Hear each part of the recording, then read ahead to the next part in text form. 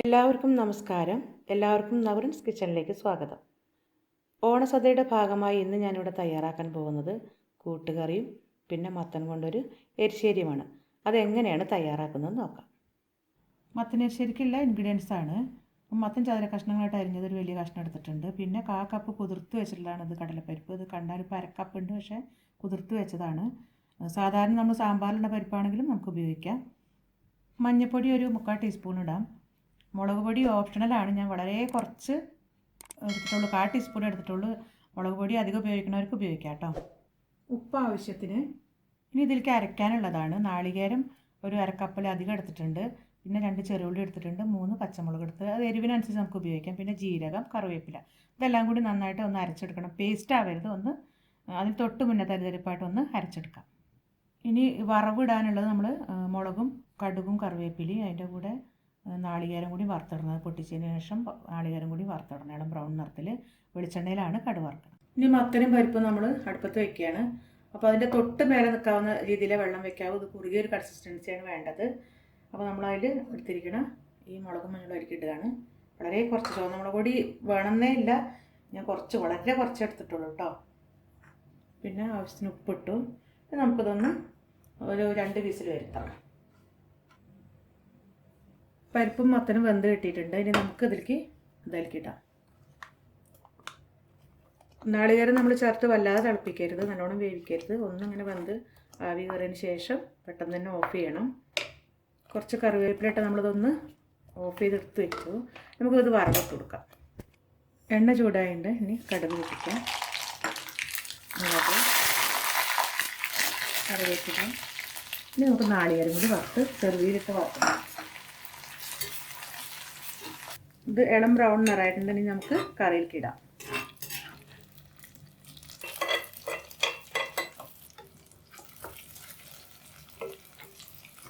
മത്തനശ്ശേരി ready ആയിട്ടുണ്ട്. വളരെ സ്വാദുള്ളൊരു ഡിഷാണ്.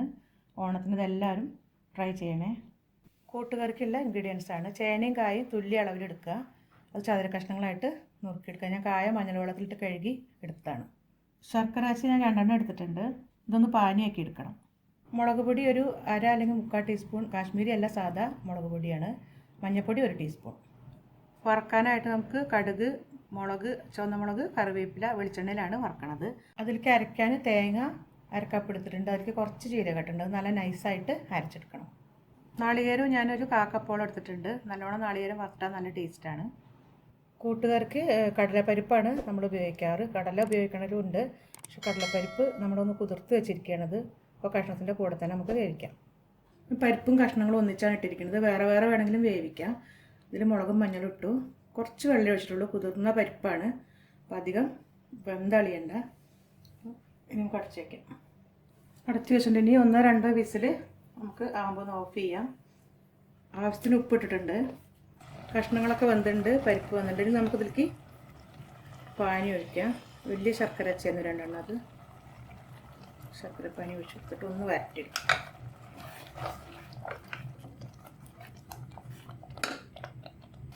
നാളികേരം ചേർക്കണതിന് മുൻപ് ഇതൊന്ന് നല്ലപോലെ ബ്ലെൻഡ് ആയതിന് ശേഷം നമുക്ക് നാളികേരം ചേർക്കാൻ പറ്റുള്ളൂ. അപ്പോൾ നാളികേരം ഞാനിത് പേസ്റ്റ് പോലെ അരച്ച് കൊണ്ടുവന്ന് നല്ലോണം അരയണം. ഇതിലേക്ക് ചേർക്കാം. നല്ലപോലെ ഒന്ന് ഇളക്കി കൊടുക്കാം. ഒന്ന് ബ്ലെൻഡ് ആയിട്ടുണ്ട്. ഇനി നമുക്ക് ഇതിലേക്ക് വറവിടാം. മുളക്, കറിവേപ്പില,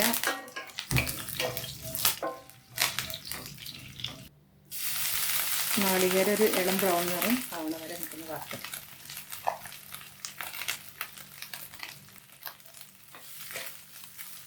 നല്ല ഇളം ബ്രൗൺ നിറമായിട്ടുണ്ട്. ഇനി നമുക്ക് കറിയിലേക്ക് ഇടാം.